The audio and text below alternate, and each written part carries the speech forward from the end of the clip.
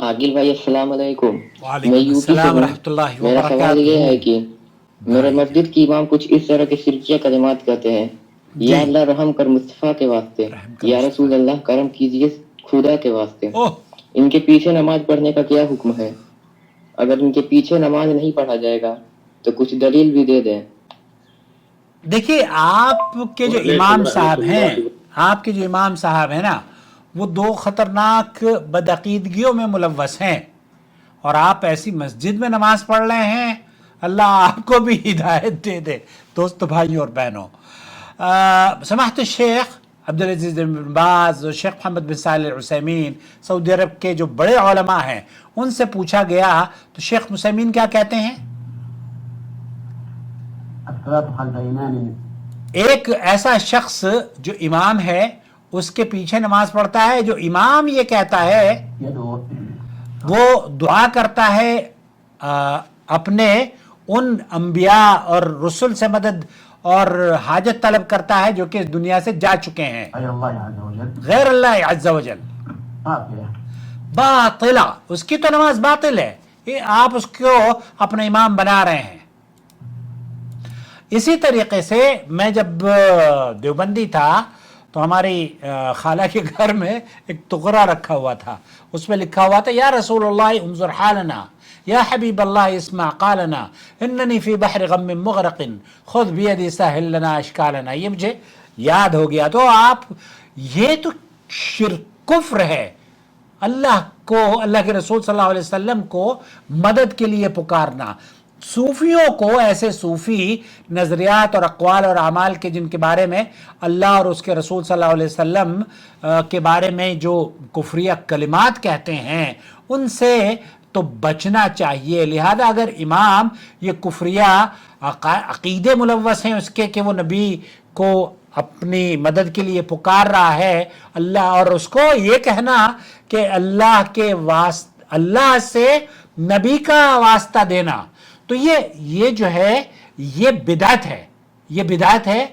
अल्लाह के रसूल सल्लल्लाहु अलैहि वसल्लम का वसीला इख्तियार करना, आपने गोया के वसीला इख्तियार किया है, ये बहुत बड़ा जुर्म है। लेकिन इतना बड़ा जुर्म नहीं है जितना कि आप उनको नबी और अली और कब्र वालों को, अली हजवेरी को या दातागंज को या अजमेर वाले को या अजमेर के बराबर में निज़ामुद्दीन वाले को या कलियर वाले को या देवबंद वाले को या सहारनपुर वाले को मदद के लिए बुलाए। हत्ता के हजरत अली को, नबी करीम सल्लल्लाहु अलैहि वसल्लम को, अबू बकर और उमर को अगर आप अपनी मदद के लिए पुकारते हैं, या पीर अब्दुल कादिर जीलानी या हजरत इमाम अबू हनीफा रहमतुल्लाह अलैह को अपनी मदद के लिए पुकारते हैं, अब इमाम अबू हनीफा का मसलक फॉलो करते हैं और पुकारते दूसरों को हैं। औज़ु बिल्लाह। बहरहाल आप उनको पुकारें या किसी और को पुकारें, ये शिर्क है, ये गुनाह है। इसलिए आपको तौबा करनी चाहिए। और ऐसे लोग, शेख अब्दुल अजीज बिन बाज से पूछा गया अगर मैं किसी गांव में जाऊं और वहां का इमाम सूफी हो तो नमाज उसके पीछे पढ़ूं या ना पढ़ूं? सीधे में जाते उठते अपने घुटनों को हाथों से जमीन पर, मतलब वो सारी सूफियाना और तरीके से नमाज पढ़ता है। तो उन्होंने कहा कि अगर वो सूफ़ी मुआहिद मुशरिक ना हो, अलबत्ता जाहिल या गाली किस्म का सूफ़ी ना हो, लेकिन मुसलमान मुआहिद हो, तो सिर्फ अल्लाह की बंदगी करने वाला हो, अपने मशाइख की बंदगी ना करता हो और ना ही अब्दुल कादिर जीलानी को मदद के लिए या किसी और को मदद के लिए बुजुर्ग को पुकारता हो, तो उस शख्स का नमाज में हाथ बांधना, हाथ छोड़ना या इस तरह की चीज़ें ये इतना मायने नहीं रखती हैं। हालांकि ये खतरनाक काम है, लेकिन उसके बावजूद भी उसका, अगर आप उसके पीछे नमाज पढ़ रहे हैं और वो मुशरिक नहीं है, तब आप उसकी नमाज हो जाएगी। लेकिन अगर ऐसा शख्स के जो कि बुजुर्गों को कब्रों पर जाता है बरकत के लिए, वहाँ पर बीलाद वगैरह मनाता है, तो उसमें शेख इब्न बाज ने फरमाया तो ये शख्स तो बिदअती भी है और इसने तो अल्लाह के रसूल सल्लल्लाहु अलैहि वसल्लम के साथ, मतलब अल्लाह के रसूल सल्लल्लाहु अलैहि वसल्लम की जो तालीमात हैं उन पर अमल नहीं किया है, बल्कि आपने, अल्लाह के रसूल सल्लल्लाहु अलैहि वसल्लम ने फरमाया है कि अपने आप को दीन में नित नए उमूर से बचाओ اور یہ نت نئے امور ہیں کہ آپ اللہ کے رسول صلی اللہ علیہ وسلم کا وسیلہ دعاؤں میں اختیار کریں. دعاؤں میں آپ اپنے نیک اعمال کا وسیلہ اختیار کر سکتے ہیں.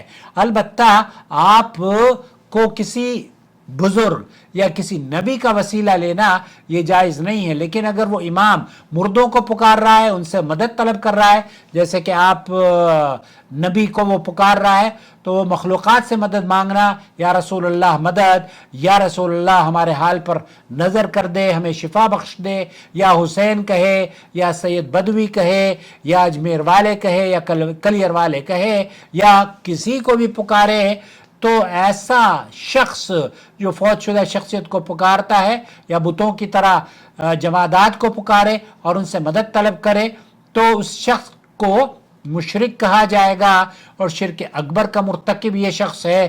ایسے شخص کے پیچھے نماز نہیں پڑھی جا سکتی اور نہ ہی اس کی امامت صحیح ہوگی. اللہ تعالی ہم سب کو محفوظ رکھے. لیکن اگر وہ بدعات کا ارتکاب کرتا ہے، مثلا میلاد وغیرہ مناتا ہے، لیکن اس کے اندر غلو کی حد تک نبی کریم صلی اللہ علیہ وسلم کی محبت میں، وہ عقیدت میں اتنا خراب نہیں ہے کہ انہی کو وہ اپنی مدد کے لیے پکار رہا ہے، تو ایسے شخص کے پیچھے جو کہ صرف تھوڑی بہت بدعتیں کرتا ہو تو اس کے پیچھے نماز ہو جائے گی. لیکن وہ شخص جو یہ کہتا ہو کہ اللہ تعالیٰ ہر جگہ حاضر و ناظر ہے، ہر جگہ موجود ہے اللہ، اور جو اللہ کے رسول صلی اللہ علیہ وسلم کو دعا کے لیے پکارتا ہو، ایسے شخص کی نماز درست نہیں ہوگی. اس کے پیچھے اگر وہ قبرستان میں جاتا ہے، کیونکہ رسول اکرم صلی اللہ علیہ وسلم نے فرمایا، اللہ تعالیٰ یہود و نصارہ پر لعنت فرمائے، انہوں نے اپنے انبیاء کی قبروں کو مسجدوں میں بنا لیا تھا، مسجدیں وہاں پہ بنا لی تھی، مسجدوں کی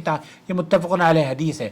دوستو، بھائی اور بہنوں، یہاں مدد مانگنا، مدد صرف آپ کو اللہ سے مانگنی ہے، اور اس اللہ سے ہی آپ مدد مانگیں، کیونکہ اللہ تعالیٰ نے بھی یہی فرمایا ہے، وَإِذَا سَأَلَكَ عِبَادِي عَنِّي فَإِنِّي قَرِيبٌ أُجِيبُ دَعْوَةَ الدَّاعِ إِذَا دَعَانِ.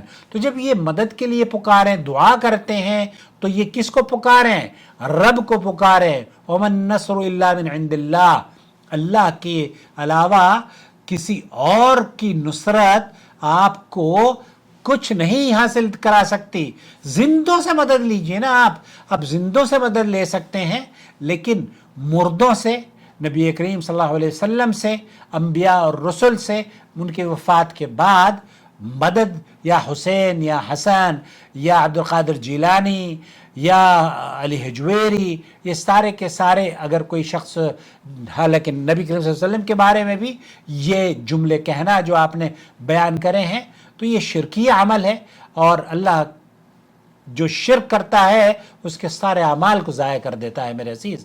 اس لیے اپنے آپ نماز ایسی جگہ پڑھیں جو کہ موحدین کی مسجد ہو، اہل توحید کی مسجد میں نماز پڑھیں، اور اپنے آپ کو ان بدعتیوں سے، خرافاتیوں سے دور رکھیں.